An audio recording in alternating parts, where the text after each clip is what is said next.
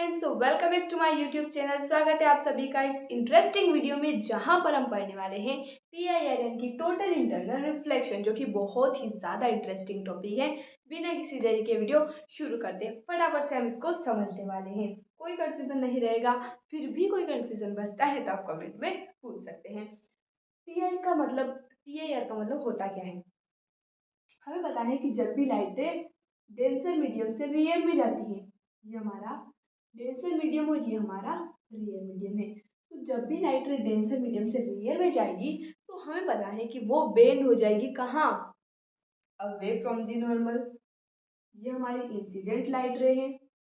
इसको जाना इधर चाहिए था लेकिन ये बेंड हो जाएगी कहाँ पर? नॉर्मल से भी दूर, यानी कि अवे फ्रॉम द नॉर्मल। इस तरीके से अब हमें दिख रहा है कि जैसे जैसे हम एंगल ऑफ इंसिडेंस बढ़ाते जाएंगे, वैसे वैसे लाइट क्या हो जाएगी? और अवे फ्रॉम द नॉर्मल और नॉर्मल से दूर होती जाएगी। तो एक ऐसा एंगल भी आएगा जहां पर इंसिडेंस का एंगल ऐसा होगा, एंगल ऑफ इंसिडेंस ऐसा होगा जहां पर जो हमारा रिफ्रैक्टेड रे है वो क्या हो जाए? इस तरह से चली जाए, यानी कि जो एंगल ऑफ रिफ्रैक्शन बन रहा है, जो लाइट रे बना रही है, जो रिफ्रैक्टेड रे नॉर्मल के साथ एंगल बना रही है, वो अगर 90 डिग्री हो जाए तो इस एंगल ऑफ इंसिडेंस को हम क्रिटिकल एंगल कहते हैं। ये रिफ्रैक्शन वाला एंगल क्रिटिकल नहीं है। ऐसा एंगल ऑफ इंसिडेंस जहां पर एंगल ऑफ रिफ्रैक्शन 90 डिग्री हो जाए उसे हम क्रिटिकल एंगल कहते हैं।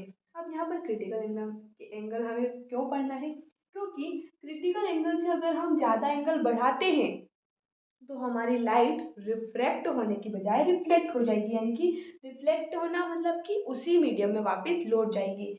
अब लाइट अगर एक मीडियम से दूसरे मीडियम में जाती है तो उसे रिफ्रैक्ट होना चाहिए, लेकिन अगर क्रिटिकल एंगल से ज़्यादा एंगल हम बढ़ाते हैं, एंगल ऑफ इंसिडेंस, तो लाइट रे क्या हो जाएगी? रिफ्लेक्ट हो जाएगी उसी मीडियम में। यानी कि अगर एंगल ऑफ इंसिडेंस और एंगल हम बढ़ाते हैं, मान लीजिए यहाँ पर हमने कर दिया, ये लाइट रे इस तरह से क्या हो जाएगी? रिफ्लेक्ट हो जाएगी। अब क्या होगा? अब होगा हमारा पीआईआर। ये जो फिनोमिना था जहां पर क्रिटिकल एंगल से ज्यादा एंगल होने की वजह से रिफ्रैक्शन के बजाय रिफ्लेक्शन हो जाता है, उस फिनोमिना को हम कहते हैं total internal reflection. Total internal reflection नाम से कुछ कुछ समझ आ रहा है? टोटल रिफ्लेक्शन यानी कि जहां पर रिफ्रैक्शन नहीं हो रहा है, केवल रिफ्लेक्शन हो रहा है। तो इसके लिए कुछ कंडीशंस होती हैं, जैसे कि लाइट जो है वो डेंसर मीडियम से रेयर में जानी चाहिए। डेंसर से रेयर में जानी चाहिए। अगर रेयर से डेंसर में जाएंगी तो टीआईआर कभी भी नहीं हो सकता। और इसके अलावा जो एंगल ऑफ इंसिडेंस है वो हमेशा बड़ा होना चाहिए क्रिटिकल एंगल से। क्यों? क्योंकि क्रिटिकल एंगल से बड़ा होगा तभी तभी हमारा क्या होगा? रिफ्लेक्शन होगा, रिफ्रैक्शन नहीं होगा। ये हमारी कंडीशंस हो गई।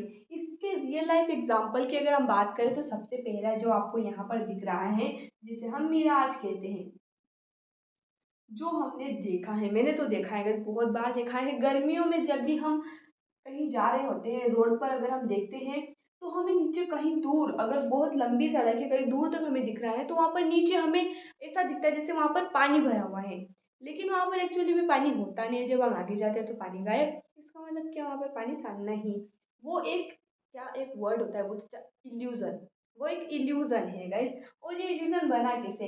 गर्मियों के दिनों में क्या होता है कि जो टेम्परेचर होता है बढ़ जाता है, तो रोड पे अगर टेम्परेचर बढ़ेगा तो यहाँ पर गरम गरम रहेगा, यहाँ पर गरम गरम एयर रहेगी ना गाइस। और रिफ्रैक्टिव इंडेक्स टेम्परेचर के इन्वर्सली प्रोपोर्शनल, यानी कि यहाँ पर रिफ्रैक्टिव इंडेक्स कम होगा। इसका मतलब कि ये रेयर मीडियम है।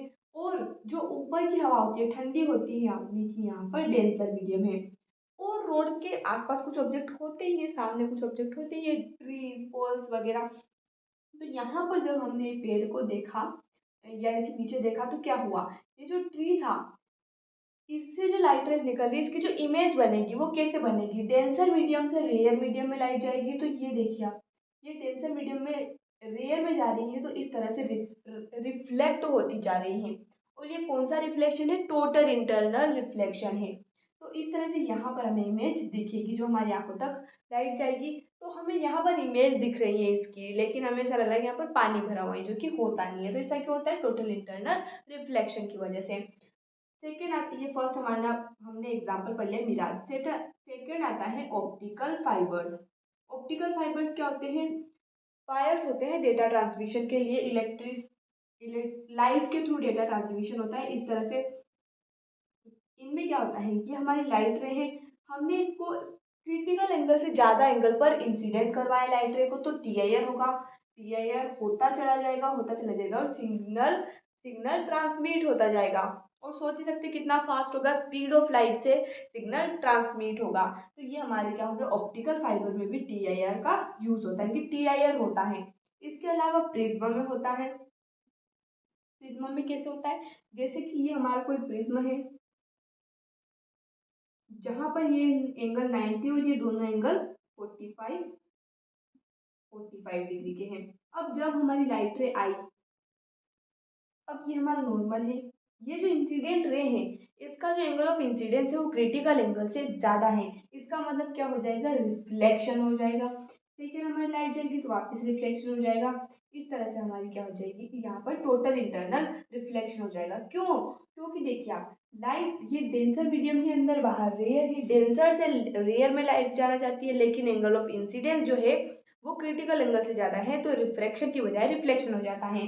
इसीलिए यहाँ पर टीआईआर हमें देखने को मिलता है। अब इस ट्रायंगल को अगर हम ऐसा कर दें, ऐसा, यानी कि ये 90 वाला एंगल यहाँ आ जाए और ये 45 के यहाँ पहुँच जाए, तो क्या होगा, तो हमारी लाइट रे ऐसे जाएगी, कैंसर से रेयर में जाना चाहेगी लेकिन जा नहीं पाएगी, रिफ्लेक्शन हो जाएगा क्योंकि क्रिटिकल एंगल से ज़्यादा एंगल है, तो इस तरह से हमारा रिफ्लेक्शन होगा। अब यहाँ पर देखिए आप, यहाँ पर 90 डिग्री डेविएशन हुआ है, तो इसे हम 90 डिग्री डेविएटिंग प्रिज्म भी कहते हैं। यहाँ पर 180 डिग्री देखिए, 90 पूरे रिफ्लेक्शन की अगर हम बात करें तो यहाँ पर 180 डिग्री डेविएशन हुआ है कि 180 डिग्री डेविएटिंग प्रिज्म भी हम इसे कहते हैं। तो यहाँ तक बात क्लियर है। और हाँ, एंगल, क्रिटिकल एंगल जो होता है वो किस पर डिपेंड करता है, वो रिफ्रैक्टिव इंडेक्स पर डिपेंड करता है। रिफ्रैक्टिव इंडेक्स के इन्वर्सली प्रोपोर्शनल होता है, यानी कि अगर रिफ्रैक्टिव इंडेक्स ज़्यादा है तो टीआईआर जो एंगल ऑफ इंसिडेंस है वो कम होगा। जैसे कि अगर हम बात करें डायमंड की, तो डायमंड में जो स्पार्कलिंग, क्या बना दिया गाइस मैंने, डायमंड में जो स्पार्कलिंग होती है वो भी किसकी वजह से होती है, टीआईआर की वजह से होती है, क्योंकि डायमंड का रिफ्रैक्टिव इंडेक्स बहुत ज़्यादा होता है।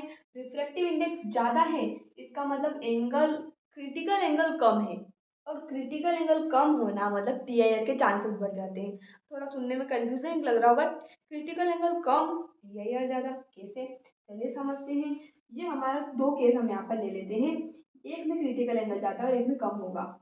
ये हमारा क्रिटिकल एंगल है, ये क्या है, ज़्यादा है, और ये हमारा कम है।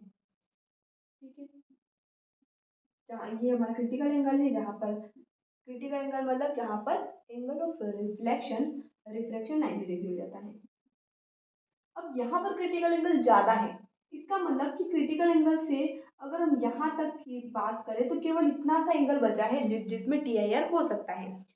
क्रिटिकल एंगल से हम इतना एंगल बढ़ा सकते हैं कि टीआईआर हो सकता है, लेकिन यहाँ की अगर हम बात करें तो क्रिटिकल एंगल से हम इतना सारा एंगल बढ़ा सकते हैं, यानी कि क्रिटिकल एंगल से 90 डिग्री एंगल तक के बीच में हमारे पास बहुत ज़्यादा रेंज है। अगर ये 30 डिग्री है, ये हमारा 45 डिग्री है, तो 45 से 90 तक हमारे पास चांसेस है टीआई होने के, और यहाँ पर 30 से 90 तक चांसेस है टीआईआर होने के। तो कहाँ पर ज़्यादा चांसेस है, यहाँ पर ज़्यादा चांसेस है, यहाँ पर और ज़्यादा चांसेस हो जाएंगे टीआईआर होने के। तो इसका मतलब है कि रिफ्रैक्टिव इंडेक्स अगर ज़्यादा है तो क्रिटिकल एंगल कम, टीआईआर ज़्यादा, इसीलिए इसमें बहुत ज़्यादा टीआईआर होता है और ये स्पार्कलिंग करता रहता है। ठीक है गाइस, मून लाइट में भी ये स्पार्कलिंग करता है, चमकता रहता है, हीरा चमकता रहता है।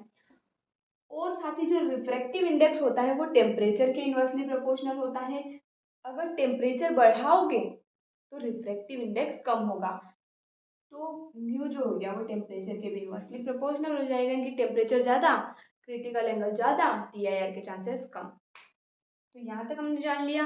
आई होप आपको वीडियो पसंद आया होगा। मिलते हैं अगले वीडियो में नए टॉपिक के साथ। धन्यवाद।